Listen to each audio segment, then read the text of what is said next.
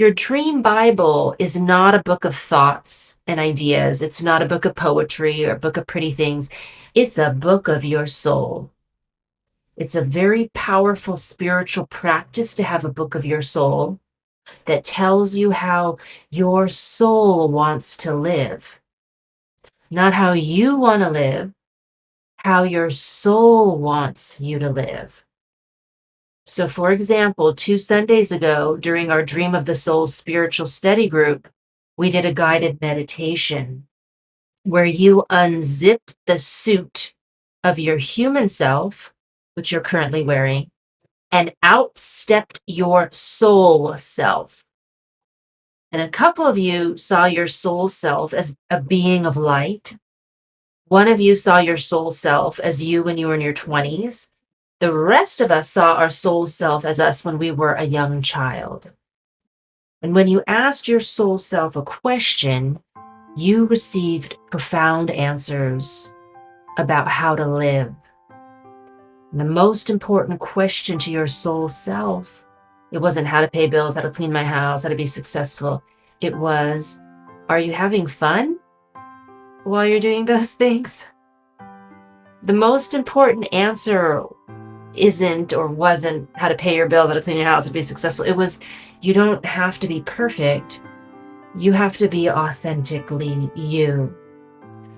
And then your soul self gave you this emotional, visceral, in your body experience of what it's like to be your soul. Some of you felt like a being of light, dancing, dancing, dancing. Some of you felt sexy, young, and confident with the sun on your back. Some of you felt like a child where the world was open and full of possibilities. And you knew in that moment that when you're being your soul self, you're in total alignment with God and the entire universe. And from that place, you can conquer all things. That all things are possible through Christ Jesus, who lives and reigns inside the kingdom of your soul. And living from that place, from the place of your soul as your true self, all your dreams are real. It's not that they're coming true, it's that they are true. So my soul self was me at 12 years old. That's what I saw when we did our meditation together. And the girl had nothing. She had no college degree, no money, no muscles, nothing. She just had these enormous wings. And she said, I only have 3 things. And I only need 3 things to change your life. My koala bear, a Bible, and our unpublished manuscript. And I always thought, as the adult, I have to financially support my dream, who's the child within me. But she said, I'm not following you. You follow me. And I asked her, I'm like, 12-year-old Vicky, I need to get a job. And she said, take any job. I don't care. Our real life is here. I have to do God's work. God is going to bring you success to any job you do. So do what you got to do. But I'm doing God's work. Stay focused. And then she bitch slapped me with her giant wing. And then her wings emanated this glorious light. And I tell you, I was afraid of her. I was afraid of this 12-year-old. Her eye was on the prize. And that prize was God.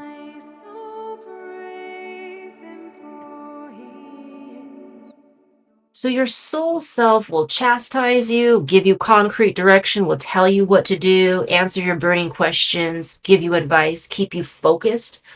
And we have a lot of tools in our church. So you have homework that gets assigned to you. You have your dream Bible now. You have your water molecule to activate your attracting powers. You have your baptism blessing and your soul name. And we have a lot of helpers in our church. We have angels, we have Jesus, we have Father and Mother God, nature, the earth, your ancestors. And we do our spiritual practice. We play with all of our tools and connect with our spiritual helpers and God. And we get closer and closer to becoming our real self, our soul self. So if all goes well, some of you will become beings of light. The rest of us are going to grow younger and become like we were as children, or like Dr. Rachel, hot 20-year-olds. Some of us will be warrior poets, angelic teachers, goddesses, dancers. But you're going to look, feel, smell, and sound more like your soul self than your human self. And when you become more like your soul self, the path you take becomes less relevant than the peak at which you arrive. So if you're Christian, your soul self may look like a Vedic yogi. And if you're Buddhist, your soul self may look Catholic. If you're Muslim, your soul self may look Buddhist. No matter what religion, you'll always end up looking like love.